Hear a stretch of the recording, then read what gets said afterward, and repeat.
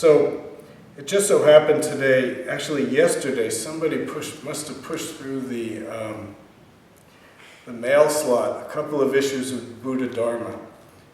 And I imagine they had taken them, whoever it was, I have no idea, had taken them to read and brought them back.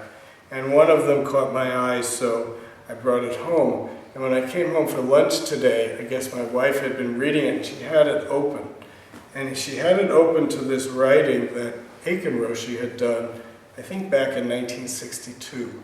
And I didn't get through the whole thing, but what caught my eye was, and I'm going to really paraphrase it, but the fact he was saying that Zen and Buddhism in general is actually a radical endeavor. That Buddhism and Zen are, the point of it is not to support who we think we are.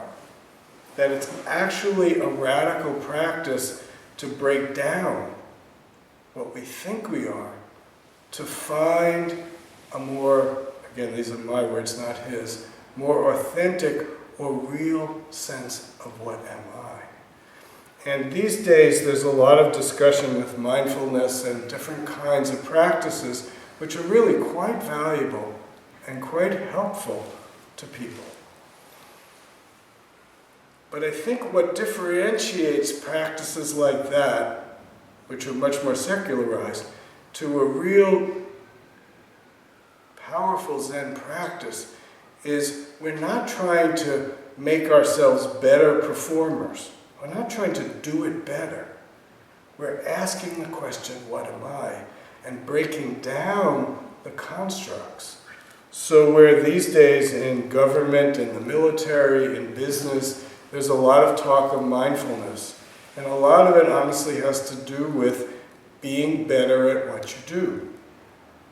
I saw a quote from John Kabat-Zinn, and he says, it's very true. If you're present, if you're mindful, you're much better able to do what it is that you have in front of you to do. And that's great. It's powerful. It's important. But it's not Zen. I think maybe Zen Master Bon Soeng would have called that Dharma candy. It's good. It's important. It's very valuable. And probably for most people, that's as far as they go. But that's not all we do here. We do that. And I encourage all of us to use that mindfulness that we're developing, to use that ability to be present and focused, to allow us to do the best we can do with whatever it is what we're doing. But as Zen students, we have to remember that underneath that is the question, what am I? Underneath that is the pulling away the props that sustain our false image of self, so that we can open to the reality that's unknowable.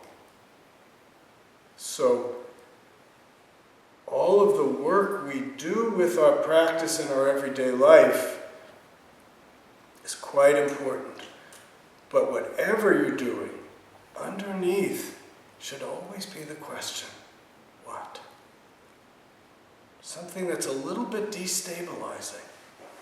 Challenging your assumptions, challenging your view, challenging the props that hold up the sense of self. That's real Zen practice. That's revolutionary. That doesn't just support the status quo, it actually breaks down the status quo. So practice is quite revolutionary.